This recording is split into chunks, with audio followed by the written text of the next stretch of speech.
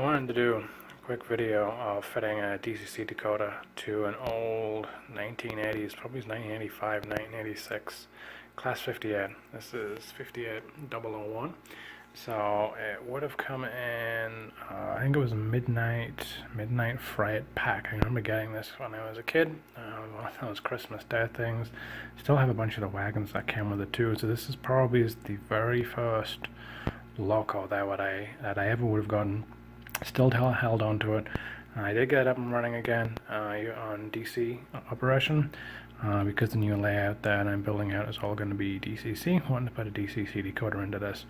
I didn't really find any videos that were really talking much about it. So this is just going to be very basic Hatton's 1 amp decoder, 8 pin, nothing really special about that. One thing about this is that it does come with the plug, where you would put it straight in to DCC ready loco. This is not DCC ready, so just cut it off.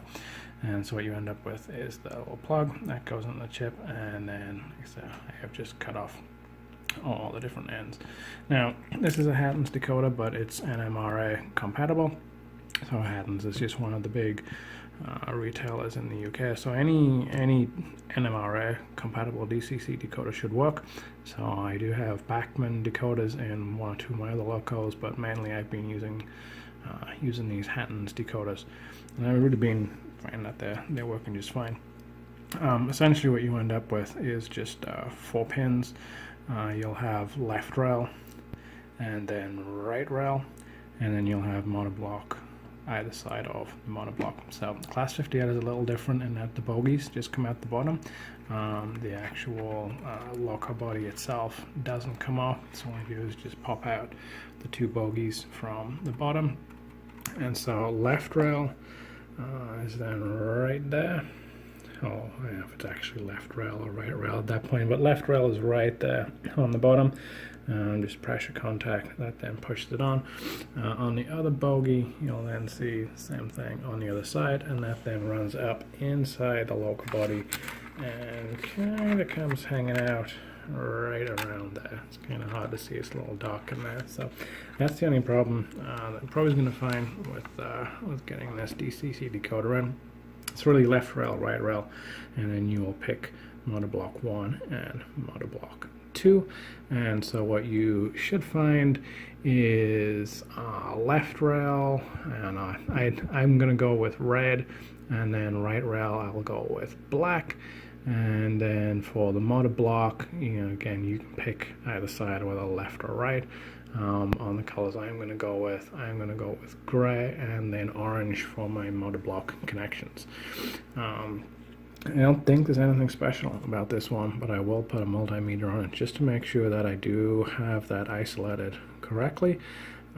So let's get the multimeter connected up and make sure that there's nothing special where even though we shouldn't have, because we're only having one rail connected here. Originally it was kind of jump it over straight into one of the monoblocks with a resistor. So I shouldn't have anything that is going straight through and giving me both rails onto the monoblock right now, but I'm going to hook up the multimeter just to make sure. Let's see if I can try and do this one-handed while I hold the camera. So all I'm doing here is just checking for resistance with my multimeter just across my rails, just to make sure that I do have something that is reading correctly. And what I'm going to try and now do is shuffle down just a little bit. I'm going to still go on to the outside rail with black, and then red I'm going to try and put onto the bogie pickup. And so that's just to simulate, okay, I'm going across both my rails right there, and I have that resistance again. What I should find is that I don't have anything actually up on my monoblock. I don't have anything running when I move on to both of my different connections. No, it looks like that is isolated pretty good right now. So there had been actually originally it came from, was it this pickup, this rail pickup. It then ran straight into that block, and then through the other side of the loco we would run into here.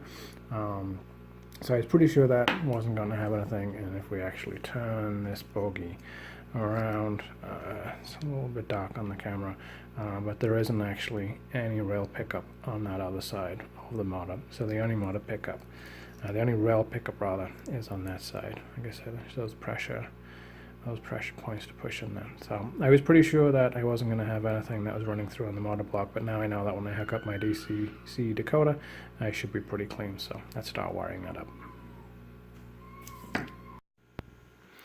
So this is now soldered up. I will still need to put heat shrink on this. The one thing I don't like about the wiring harness on these Hans decoders, the wires that come off the harness, very, very thin gauge, probably 28 gauge, something like that, very, very thin. So it is kind of hard to get good solder on that. So that's not particularly clean. I'm not super happy with how a lot of these go, but I mean, they work just fine. Like I said, I will put heat shrink on these, but this is the first time that I've done a Class 58. There is no here's one I prepared earlier or anything like that, so I don't want to heat shrink this until I know that that is actually correct. Like I said, NMRA compatible DCC chip, so what I'll have is black and red go to left and then a right rail, and then orange and gray go to one side of the motor block or the other. I don't think that the left and right rail really makes that much of a difference, and really the motor block doesn't either. All that'll happen is if you go forward and you have them flipped, it'll actually go in reverse. But you can easily change that on your DCC controller itself. So now that we've got that going, try and figure out how I can get the chip back in there. I need to figure out some kind of double-sided tape. So I can get it inside the loco body there, so it's not going to foul anything as those bogies will move around. And you'll see I also don't have the actual chip connected right now. I typically don't do that when I am soldering in, just to make sure that I'm not going to put any heat into the chip. So a little tip that I will often do is leave the chip disconnected until I'm ready. But do make sure that you plug the chip back in when you put it on the test track. I've had more than one occasion where it's like, why doesn't this loco work? And it's like, because I didn't plug the chip in. So I'm going to try and get the bogies back in this loco and put it on the test track and see if this Class 58 will now move with its DCC chip in place. Alright, moment of truth time.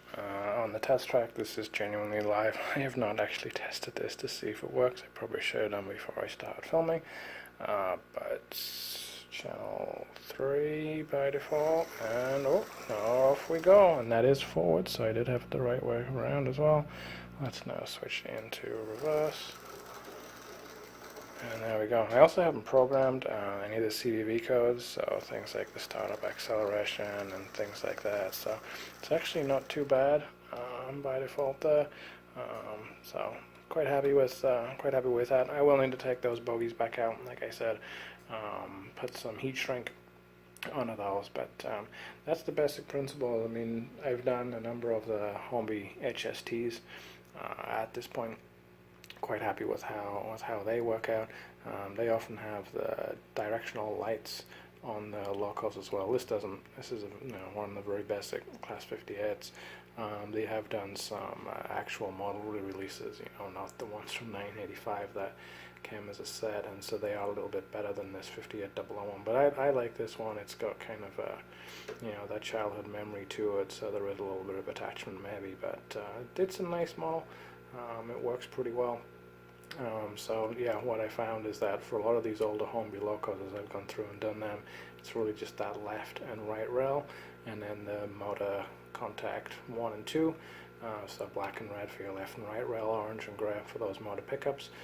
Just put a multimeter on it, on the motor block, just to make sure that you don't have any kind of connections running through. I do have the Incity 225, the Class 91, that is a little bit different in how it's connected. There is a metal screw that goes all the way through, and so basically you end up having connection right through the motor block. Normally we'll switch that out for a nylon threaded screw. I have seen people do things like try and put electrical tape on the inside. It's like a pack of nylon screws is really cheap, so I would normally do that.